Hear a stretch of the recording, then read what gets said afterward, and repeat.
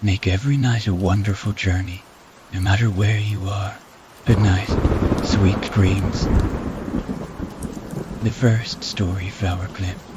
There was an event a few days ago in which my laptop completely stopped working. Just out of the blue. I assumed and believed that the battery had run dry, and after trying for weeks to get it repaired, realized no one was able to allow it to hold a charge for more than several minutes. True, I had other computers, but I liked this one especially, as I'd had it for several years and had gotten accustomed to the model. One day at yet another computer repair shop, after yet another startup which would inevitably shut down soon anyway, I drew a small flash drive from my pocket. I just bought it at the store yesterday, and I plugged it into the USB port, opening the drive and pulling up the drive's content screen. I found that, although there were only 6 files, the drive was at maximum capacity. I was frustrated, as I just bought the supposedly empty drive from a nearby thrift store. As I double-clicked one to open it, the computer shot into the oh-so-recognizable blue screen of error. Any other time I would expect this after the amount of time the computer had been up and running, but it just seemed awkwardly coincidental in a way.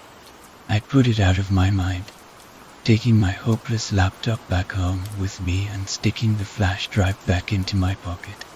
The drive home seemed awkwardly long, as I was a bit anxious to see what exactly was on that flash drive I'd picked up. One thing struck me as strange. How did the files get on the drive if the package I'd bought it was enclosed in plastic casing?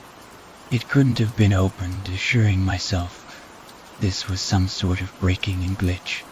I shook my head and pulled into my driveway, getting everything settled, such as putting the dead laptop away and turning the lights on, even making myself some coffee before attempting to debunk the mystery behind the flash drive.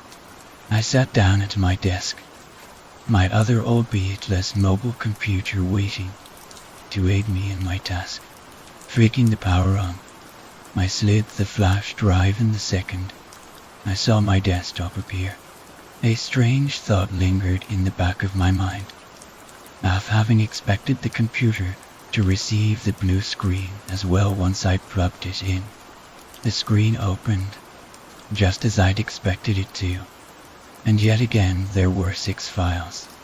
Looking at them more closely, I realized even though I hadn't actually opened the package for a week after I bought it, the files were all dated to have been added yesterday. This further puzzled me and startled me in a way. To my curiosity got the best of me, and I looked even closer at the files. There were 2 audio files, 1 video, 1 Word document, and the pictures. All of them were labeled assorted gibberish with the exception of the video, which was titled Stop in the exact way written there. No punctuation, no capital letters, just stop, just stop. I started with one of the pictures. It was a normal PNG file, a picture of a girl playing with some dolls, since the picture had a date on it, from about 2 months ago. I assumed maybe this had been her mother's flash drive, defying my earlier logic, but still trying to find an acceptable explanation for the moment. There didn't seem to be anything strange or suspicious about this picture, so I allowed myself to put to rest my fears that some sort of virus or strange phenomena was lurking in this flash drive. I opened the other picture, and it was another picture of the girl, this time without a date, playing with her dolls again, but wearing a forlorn and concerned look on her face, her eyes looking somewhere not visible in the picture, as something I could not see. Some of her dolls were strewn about on the floor, and she only held one, a simple rag doll that seemed rather old and musty, as though someone had given it to her as a hand-me-down. I looked at the girl in the pictures a bit more closely. She was about 7 or 8 years old. From what I could see, she had black hair, short and trimmed to a bowl cut. In both pictures, she was wearing a yellow flower clip in her hair, though since the clothes she was wearing were different, I assumed they'd been taken at different dates. Ignoring the 2 picture files for now, I went back and clicked on one of the audio files. One of them began with a girl talking to herself, as though she was playing with her toys. I assumed that's what it was. This same girl playing with the dolls she'd been playing with in the photo. Maybe a video had gotten spliced a bit when her mom took it, and this was all that could be salvaged. I went with that notion for a while, and took closer looks at the file as well. It was a 6-minute, 30-second file. I wondered why a mom would videotape her daughter playing with dolls for that long. I had nothing better to do, so I sipped my coffee and listened. About 2 minutes in, something changed. There was a knock on the door, and footsteps, as though someone had come in without bothering to await an answer. I heard the girl whimper, as though she'd anticipated this happening. There was whispering back and forth between the girl and whoever had just come into the room for a solid minute. The newcomer sounded like a grown man, about in his early 30s or late 20s, but something else was bothering me. To the girl sounded older, about 9 or 10. After a minute, something shuddered, and the whispering stopped. It seemed glassy, like a vase falling to the floor. There was a muffled cry from the girl, and several thuds, as though someone had been thrown to the floor. The cries got louder and louder, while still being muffled, and more frantic, as though more and more pain or urgency was being implemented. The sound cut out again after a single, loud, unsettling sound like that of metal beating against flesh. The sound did not return for a while, and I assumed the file had ended, but as I reached for the pause button, I realized it was still going, and still had 3 minutes left. Drinking down the rest of my coffee, I listened to the silence for another 2 minutes and about 50 seconds. On the last 10 seconds, I'd expected more silence, but instead was blasted with frantic cries of "help me" and "mommy" from the girl, audible and not muffled for the first 5 seconds, loud enough to break my speakers had they been turned up more. I immediately turned down the volume almost completely, and just as it had started, it stopped, and in the remaining 5 seconds, I heard a sickening sound, like something penetrating through flesh, like a knife. I shook my head, trying to get the sounds out of my mind. It had to be a prank, maybe as a joke by the girl and her father for some friends. I switched to the next file, keeping the volume turned down just in case. This file was only 3 minutes and 45 seconds long. There was humming for the first minute or so, like a girl humming while she was playing. This one sounded oddly higher-pitched, though younger. I'd guess about 5 or 6. The next sound was that of someone entering the room, and yet the girl still sounded happy when they did. Instead of whimpering like the other one, there was the sound of carpet being protruded upon, as though someone were kneeling or sitting down on it. Very faintly, I heard an exchange of words so quiet that I was forced to turn the volume back up to hear them. "What's that?" The little girl's voice for sure. "It's just a toy." A man's voice reassured her. Suddenly there was the sound of thuds, as though someone was being thrown to the ground again. Whimpers from the girl finally arose, and that sickening sound of flesh being pierced came up again. Only 2 screams came from the girl, both average volume D and very pained. Then everything was completely quiet. I turned my volume down in case something happened, that caught me off guard again. The sound was cut out for about 2 minutes again, and the file eventually reached the point where there were only seconds left. In the last 4 seconds, I could hear soft breathing, very soft. This was beginning to unnerve me, but my curiosity was dominating by now. I continued on to the Word document and looked at the page count. 104 pages. The first page was blank, as was the second, and the third. I scrolled until something showed up, which first happened on the 26th page. In the center of the page was a simple, "I want her" in 10-point font. I continued scrolling through the blank pages until I reached page 54. In the middle of the page there was another "I want her," but this time in all capital letters. There was nothing else until page 73, where there was the word "dead" on the bottom of the page. I want her dead. Who? I continued scrolling, and there wasn't anything else until the very last page. At the bottom of the last page, there was a name, Emily. Coincidentally, I knew an Emily. I knew her very well. This scared me pretty decently, but I still naively shook it off as pure coincidence. At last it was time for the final file, the video. But before I clicked it, I opened the first picture back up again. Although both girls had been wearing flower clip, I realized they were completely different girls altogether.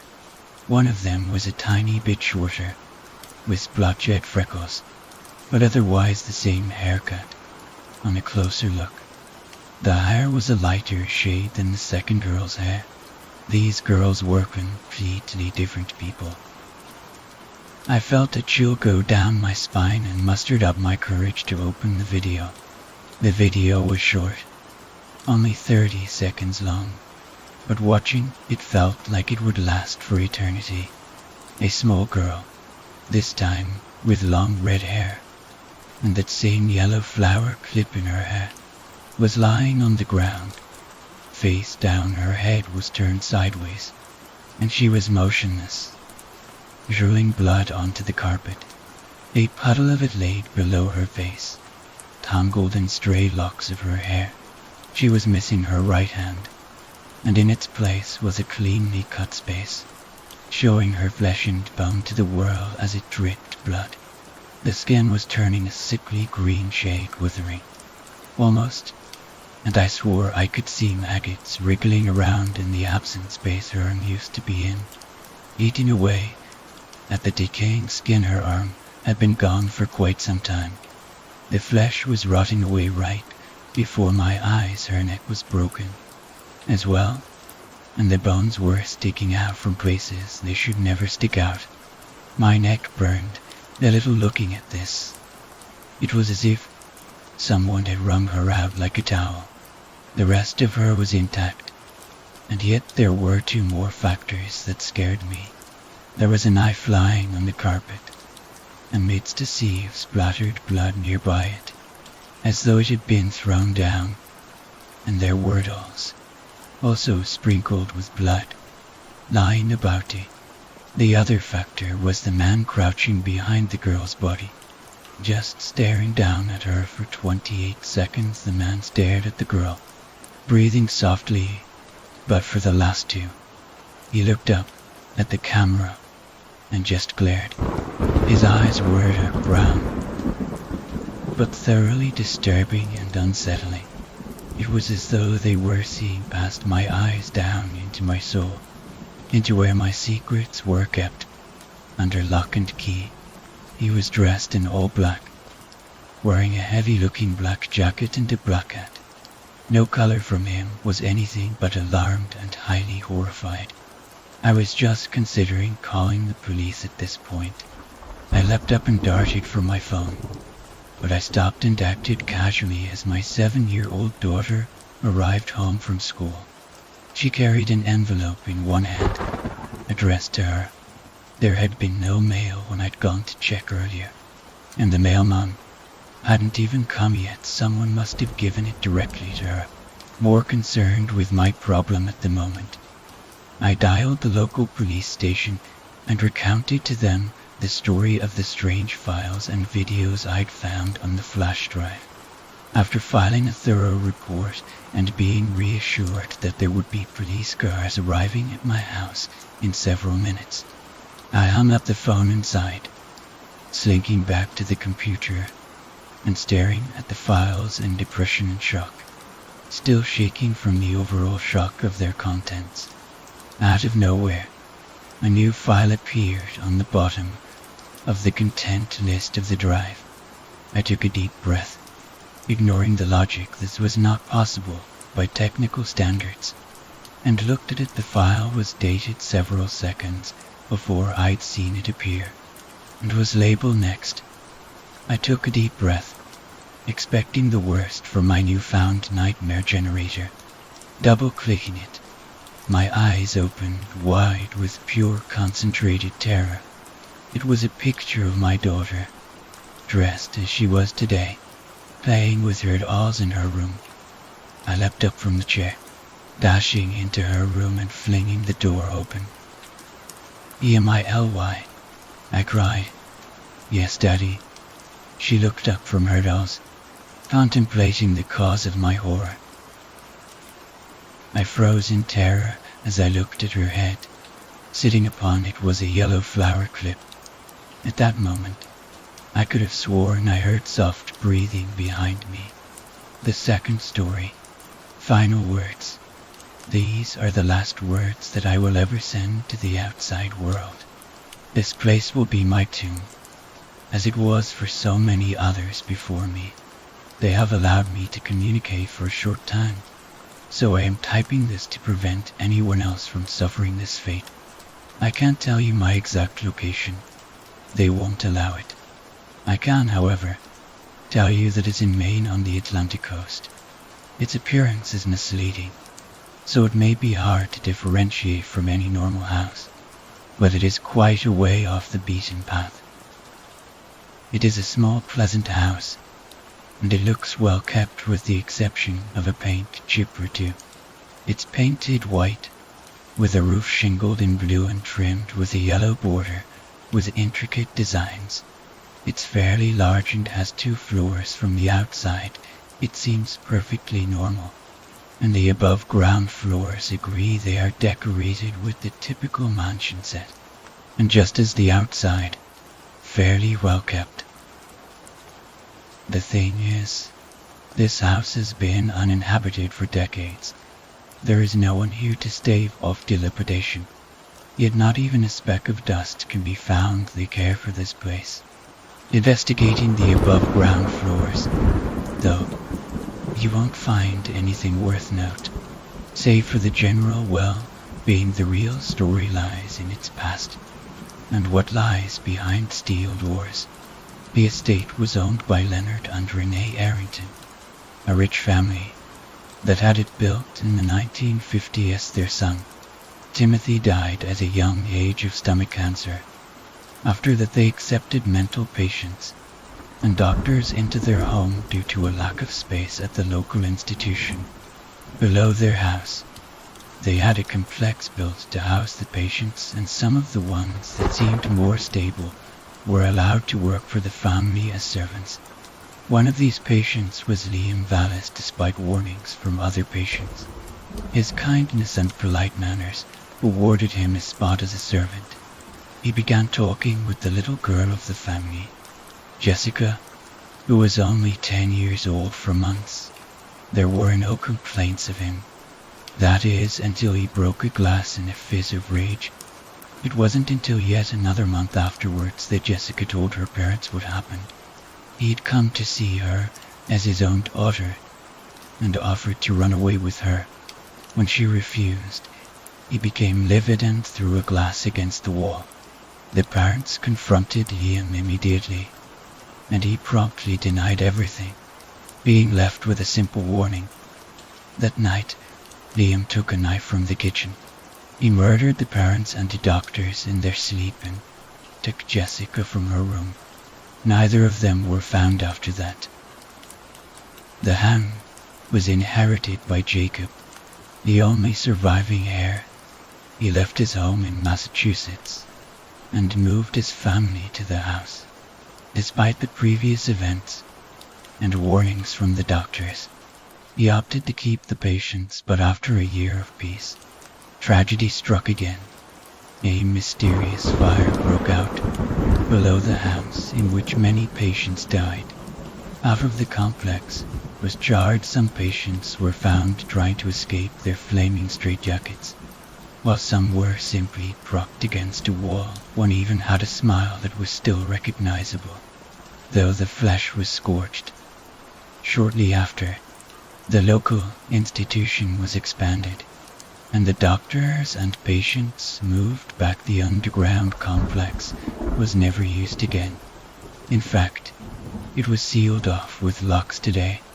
The steel door is the only thing on the ground level that shows signs of time's passing. Jacob eventually passed, and his children never claimed their inheritance. I was a paranormal investigator. I would say I still am, but really, I'm not that person anymore. My friend Sarah, Josh, and Rick and I ran a small business of it out of my home. We had heard of this house from someone of the Arringtons' lineage. None of us had ever known about the place before. The family managed to keep very quiet about the rumors, and it remained under the radar. Needless to say, we took the shot. The drive from Virginia to Maine was a long one, but we made it. When we got out of the car, we checked the map again. "Are you sure this is the right place?" I asked. The outer face was not what we had expected. Josh looked up from his map with a confused expression. "I think so." Sarah came out of the car and started unpacking the equipment. "How many other houses can we find around here?" "I'm pretty sure this is it."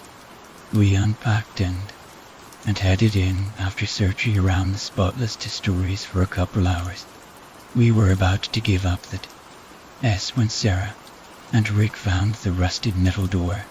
The EMF detector started to tick as it approached the door. We had no trouble prying off the rusted lock. We descended the staircase, a trip that seemed to take days to complete. It took a toll on our energy as well. I have no way of keeping time down here. All the clocks read 12:60. That's all they've ever read. The place was pitch black when we arrived. I wish it still was. I can see every horrifying detail very clearly now. Josh turned on a flashlight. The mold-covered walls came as a surprise to us. It was such a stark contrast to the upstairs. My memory from there is a blur. I faintly remember recording an EVP session, after which we split into our groups of 2. We came upon the half that had been victim to the fire. It seems my camera caught some movement, but the recording ends there. The next thing I remember is getting a call from Rick and Sarah on the 2-way. "Guys, get over here right away," Sarah shouted urgently. We rushed over to the other side of the complex where Rick stood, fending Sarah off with a lead pipe. "I didn't steal nothing," he yelled. "I don't know what's gotten into him."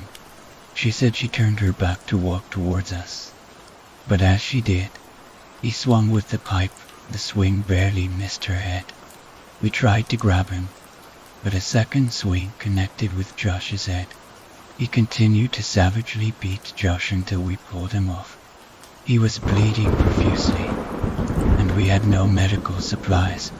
Rick snapped out of it and dropped the pipe. We carried Rick back the way we came, but when we came back to where we had entered from the stairs, we faced a blank wall. We should have known they would not have allowed us to leave. With no medical help, Josh was the first to die. Our investigation became a search for an escape. We weren't going to take any more chances. We were sticking together this time. We cautiously made our way through the scorched passages. As I touched a wall, a scene flashed before my eyes. figures in straitjackets engulfed in flames and running desperately from a bright light. As I came out of it, a low moan was heard from the end of the hallway. As I moved to shine the flashlight toward it, the bright light came, and with it, the burning figure Sarah, and I began to run. Rick, however, stood his ground with the lead pipe still in his hand. He bravely fended them off, but when Sarah tried to pull him back, one of the figures leapt toward her. It knocked her to the ground, and clawed arms tore from the straitjacket and dripped at her face. When Rick managed to knock it off of her, it retreated along with the light. Once again, someone was left wounded without medical attention. We took her body to where we had left Josh, by the wall where an exit once stood, but his body wasn't there anymore. I'm running short on time. They're getting impatient. Let's just say that we saw them both later, standing with scorched flesh and the reflection of flames. They killed Rick. I'm not going to describe how, but I still have bits of flesh between my teeth. For now I'm holed up in a room with the door locked. They're in here in the form of the smiling one. They are keeping me safe for now, making sure the door stays locked. But their kindness won't last much longer. That smile disturbs me, it chills me to the bone. My former friends now want me dead, and so do the only ones protecting me. They like to play with their food they've told me a lot about. But they are nothing I can share with you. If you are reading this, I suggest you stay far away from this place. Don't be fooled by the exterior appearance. This place will consume you. It will be your home. It will be your tomb. It will be your destroyer. It's time for me to go. They rocking the door. I would just like to say that I love you all, and I wish you nothing but a full life outside of the horrid confines. Goodbye. The third story. Grant's Vine. Here you are, walking along the dry grass floor of the graveyard. Your dad passed away only a month ago. Oh, how you've changed.